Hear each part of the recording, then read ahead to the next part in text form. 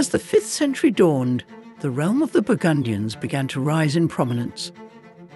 At that time, kingdoms and principalities ruled the land, bound together by marriage, alliances, and blood. It was an age where myths intertwined with legends. King Gundahar stood at the head of the Burgundian house during this time. Yet the legend tells of a hero who stood above the other kings and mighty figures of his era. It tells of a love story that would ignite into a fire of vengeance, ultimately destroying the realm, and of the connection between gods and mortals, and how the greed for a treasure shook the foundations of all order. Chapter 1. In the dark depths of a primeval river glowed a star, bright and radiant, gleaming with golden light, made of pure gold and more. Over centuries it absorbed the power and magic of the world that ceaselessly flowed past the golden star. This gold was so pure and untouched that it bestowed the river with the power to nurture life and let it flourish. Thus, it granted life, power, and magic. From this power arose 3 water nymphs who henceforth guarded their golden star in the depths. Time flowed onward, enriching the gold with goodness. Moments turned into months, months into years, years into centuries. For a long time, no one knew of the power that lay waiting in the flowing waters. On land, humanity emerged, farmers and eventually mighty kingdoms. Kings and common folk were born and passed away. Life began and ended. Joy and sorrow coursed through the world. And all this was carried onward by the waters of the river. Meanwhile, the gold's power and strength continued to grow, but it now also absorbed the pain, suffering, and anguish that drifted past it. The river was called the Rhine. Myths and legends spread about its strength, and about the nymphs who sang their songs on its waves. They were called the Rhine daughters. Women of flawless beauty, their hair and skin shimmered like moonlight. Their songs enchanted all who listened. Few ever saw them, and even fewer survived such encounters without drowning in the swift currents. The gold was utterly unattainable for mortals, yet over the centuries, within all its purity, power, and innocence, something darker began to grow, or at least something dangerous, for the gold awakened desire. And this yearning would allow the gold to share itself with no one. The Rhine daughters, bound closely to the treasure, sang a warning to all who sought to steal it. A curse lay upon the gold, declaring that only one who wholly renounced all love in their heart could wrest it from the river. A fate of utter solitude. Devoid of compassion, but with the promise of unimaginable power. For he who claimed the gold and mastered its might to forge a ring from it would gain the power to bend all to his will and word. Many wonders had the world brought forth by now. Forests that stretched as far as the eye could see, stormy coasts and steep mountainsides, and as varied as nature itself were the creatures it had created. In the stone halls of Nibelheim lived the dwarves, also known as the Nibelung people. Deep within the mountains, they toiled tirelessly, crafting a realm like no other through their labour and skill. The dwarves were masters of their tools, capable of creating anything. They had learned to master every material and mineral they painstakingly wrested from the mountain's grasp. Seldom did dwarves leave the confines of Nibelheim. For most, there was little reason to venture into the outside world, but some dwarves were more curious than others, or they sought something they could not find in Nibelheim. So it was with the dwarf Alberic.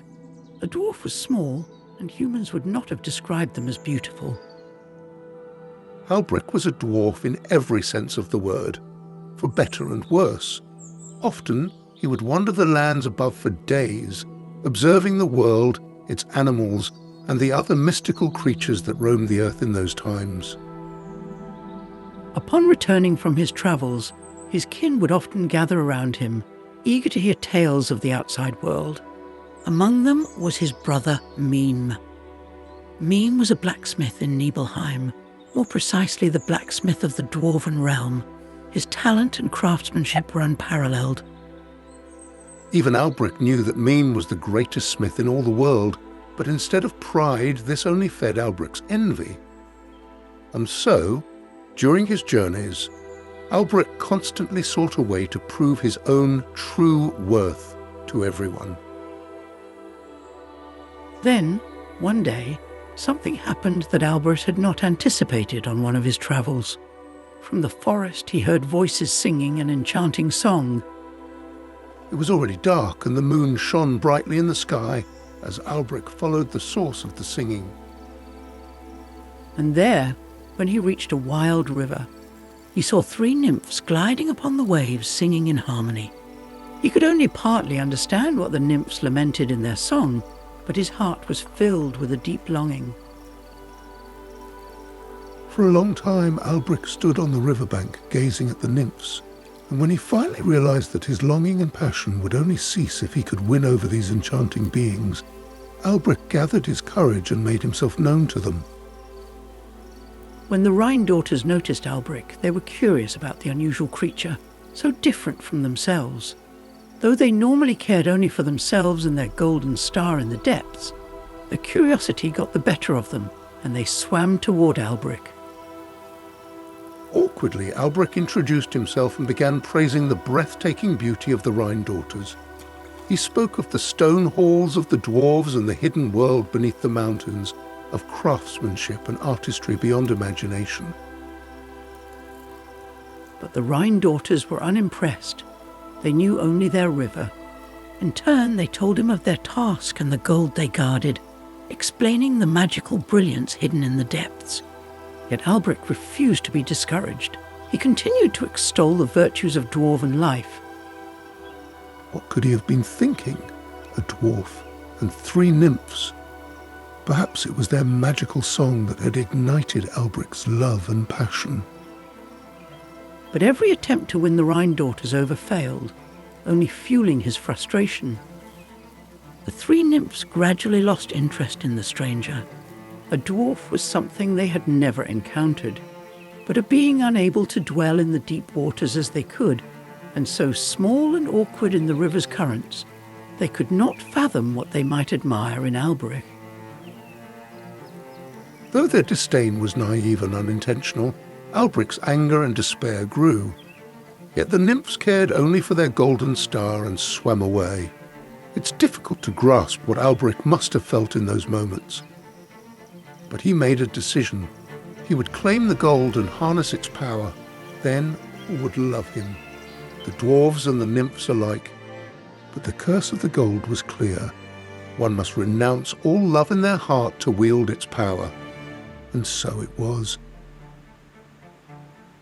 As the first rays of the new day's sun illuminated the Rhine, the gold at the river's depths gleamed.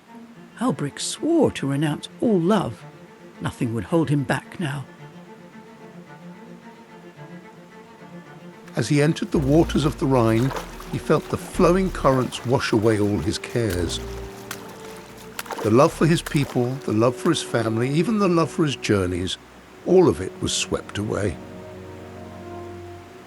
Even the love and passion he had just felt for the Rhine daughters vanished. Everything was carried off by the river. Not even the nymphs' lament and song could reach him now or divert him from his goal. Albric could now see only the gold before him. With every step he felt himself drift further from the world, but closer to the gold. And finally, the gold was his. He had become the master of the Rheingold. At first, Albric's intentions were focused on earning the respect and affection of all. But now the dwarf sought power and power alone. He carried the gold deep into the halls of Nibelheim. For days, months, and even years, Albric lived in isolation among the dwarves, dedicating himself to the task of forging a ring from the gold. Though his skills could not compare to those of his brother Mime, the gold had endowed him with magical abilities, which he learned to wield with precision. After several years, he finally succeeded in forging the ring of the Nibelung, a ring that embodied the power and might of the Rhinegold, granting its bearer absolute dominion over the will of others. The ring was inextricably linked to the rest of the Rhinegold. Whoever controlled the ring also wielded power over the entirety of the Rhinegold. All the wisdom, strength, and magic that the gold had absorbed from the Rhine over centuries became a source of power for its bearer. Yet the ring also had the ability to perceive and amplify the darkest desires and cravings of those it touched. Herein lay the core of the curse surrounding the ring. The Rhinegold absorbed everything in the world around it, both good and evil. From time immemorial, it had taken in the essence of its surroundings. It was only a matter of time before greed, lust for power, and betrayal became part of the treasure itself. Armed with the ring's power, Alberich subjugated the Nibelung people. None could resist his will. He rose to become the ruler of the dwarves. From that point on, all craftsmanship was directed toward a single goal, the creation of the Nibelung treasure. The industrious dwarves, who had mined and worked gold and precious minerals for centuries, were forced to merge these with the Rhinegold. Under his reign, the dwarves crafted the greatest treasure the world had ever seen. He entrusted his brother Mime with a special task. The master blacksmith, now also under the ring's control, was compelled to forge a magical Tarnhelm for him. This helm would grant its wearer the ability to become invisible to the eyes of the world. Only Mime could achieve such a feat. Thus, life in the stone halls of Nibelheim was transformed. Alberich, the Lord of the Rhinegold, now possessed a magical Tarnhelm in the ring of the Nibelung. In a world teeming with mystical beings and magic, the gods also walked the earth. The highest among them was Wotan, as the Germanic people called him. Few today remember him by that name. The northern tribes called him Odin, the name by which we still know him. In a world of constant change, the gods were determined to maintain their power and influence. This task fell especially to Wotan as their leader. Whenever difficult decisions needed to be made, Wotan sought the counsel of his trusted advisor, Loge. Loge was a cunning god, a powerful being whose sharp mind was matched only by his cunning and deceit. Wotan was well aware of Loge, or Loki, as he was better known. Yet Wotan valued Loge's cleverness, which often served him well. Loge advised Wotan that his reign on Earth could only be secured with a fortress for the gods, a place unreachable by humans high atop the world's tallest mountain, a throne for the gods. Wotan liked the idea of a fortress for the gods, but who could build such a massive structure atop the highest peak? Loge told him that only the race of giants could accomplish such a feat. Indeed, Wotan knew that only the giants had the strength, skill and abilities needed to complete such a task. The giants were an unpredictable people, strong and gifted builders. They could shape stone to their will and create true wonders. The giants also possessed magical abilities, including the power to change their form to overcome the most difficult challenges. However, the giants were also greedy and always sought to benefit themselves. Wotan was ready to abandon the idea until Loge assured him that he would handle the matter of the giants' payment. Blinded by the prospect of his new throne, Wotan agreed to Loge's plan. Loge travelled to the giants. Upon meeting them, it became clear that only the two masterful brothers, Fafnir and Fasoll, were capable of building the fortress for the gods. The negotiations over payment, however, proved anything but simple. After Loge's grand promises failed to sway the giants, the endeavour nearly fell apart. But Loge had one final trick. He promised the hand of the goddess Freya to the two giants. This offer immediately caught the interest of Fafnir and Fasolt. Freya was of indescribable beauty. She was also the goddess of love. Yet her importance to the gods was far greater, for Freya was also the goddess of eternal youth. Only she could harvest the apples from the divine tree that granted the gods their eternal youth. When Loge informed the chief god Wotan of the agreement, strife and discord erupted among the gods. Even Wotan knew he could not offer Freya as payment for the fortress. Whether Lodge acted out of pure malice or from unrequited longing for Freya, no one could say. Yet his deal brought the gods nothing but trouble. Thus, Wotan sent Lodge into the world to find a substitute payment for Freya.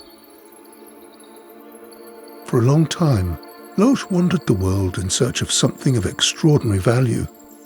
But his search remained fruitless until he finally heard rumours and legends of the Nibelung people, a race of dwarves who had amassed the greatest treasure on earth, led by a powerful dwarven king, a king who was mighty yet foolish and blinded by greed. With a magic ring, he had enslaved his people and gathered immense wealth. This piqued Lodge's interest greatly. With this news, he returned to the mighty Wotan, knowing he would need the help of the chief god for what lay ahead. Together, they travelled to Nibelheim to confront Alberic, the dwarven ruler.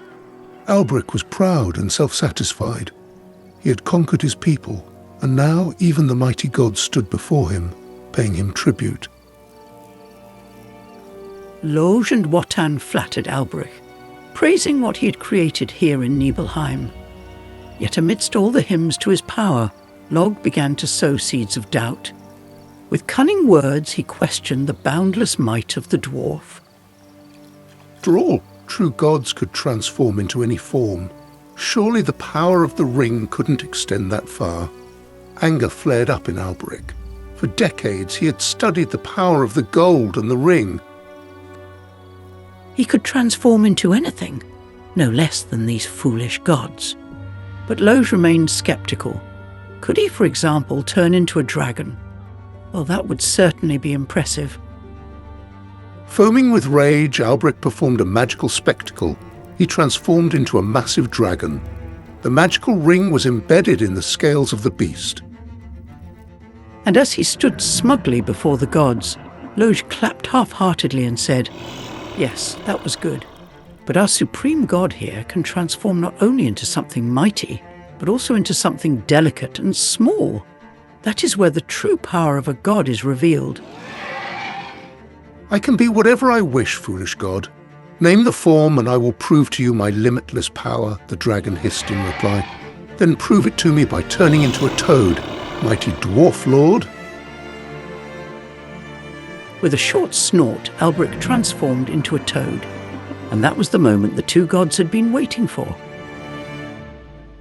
As quick as lightning, Wotan snatched the ring from Alberic's finger and pressed the toad under his foot. The moment the ring left his hand, the dwarf lost his power and was left helpless beneath the god's boot. Wotan, supreme of the gods, was now the master of the ring of the Nibelung, and with it the ruler over the treasure of the Nibelungs. Alberic had been so focused on channeling all his might through the ring that through a single moment of carelessness, he lost everything at once. Wotan and Lodge had the Nibelung treasure brought to their new halls, high above in the now completed fortress named Valhalla. Incredible riches were piled high in Valhalla, and the gods were now ready to pay the giants for their new seat. However, the giant Fasolt could not agree with his brother over the payment.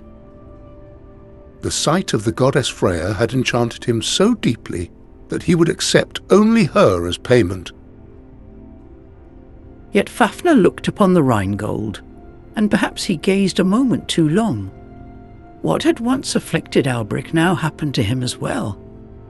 The gleaming gold awoke greed and covetousness in the giant. "We will take the treasure," he said decisively to his brother, but Fasolt protested. Wotan saw his chance and turned to Fafnir, further fueling his desire for the treasure. Wotan was willing to hand over the hoard, but not the magical ring, which was part of the treasure. He refused to release the ring's power from his hands, and he knew that with its might, the ring would remain a constant threat to the gods in the world. While Fasolt still insisted on Freya, Fafnir could no longer tear his gaze away from the gold, yet he sensed something vital was missing. His searching eyes swept through Valhalla's halls, and there he saw the ring on Wotan's finger. He felt that the ring and the gold were inseparably connected, and so He too demanded the ring that was bound to the treasure. Wotan did not want to part with the ring. He ordered that the giants and gods withdraw to deliver it. Fafnir and Fasolt had to decide whether they would accept the golden treasure as payment, while Wotan would have to decide about the ring. Heated discussions ensued, and even Loge advised Wotan to relinquish the ring. Yet Wotan could feel how the ring began to exploit his own greed. Amidst the chaotic voices, the goddess Erda approached Wotan. Erda is the goddess of nature, but also the goddess of foresight. She sees the past and the future equally, and her words carry weight. With a clear voice, she issued a warning to Wotan. All that is, will end. The end is bound to the beginning, and no power stands above this law. She described her vision of how power and greed would change the world, how both humans and gods alike would meet their end. The twilight of the gods had begun. Her words echoed long after, hovering as an ominous threat in the air. At the same time, the brothers Fafnir and Fasolt had come to an agreement. They would accept the treasure instead of the goddess. Without realizing it, the two brothers had once again paid the price for the Rheingold. They renounced love and chose power. On this fateful day, the gods handed over the Nibelung treasure to Fafnir and Fasolt, who brought it to their hoard. Once again, the treasure changed hands, bound to the ring of the Nibelung. But by now, the ring and the gold had absorbed much of the world's darkness. Betrayal and deceit when Loge tricked Albric out of the treasure. Envy and oppression when Albric in turn enslaved his brother and his people. And so Fafnir and Fasolt too became victims of the ring's curse. Fixated on the treasure, Fafnir refused to share it with his brother. Consumed by rage, Fafnir attacked Fasolt with raw violence, striking him down. Finally, Fasolt lay dead at the foot of the treasure. Betrayal and murder. Once more, the Rheingold absorbed something that would forever change the world. Fafnir felt no remorse. He now possessed the treasure for himself. The ring of the Nibelung was his, and he would never share it with anyone again. To leave behind his life as a giant and master builder, Fafnir transformed into a massive dragon. In this form, he guarded the treasure of the Nibelungs deep within his hoard.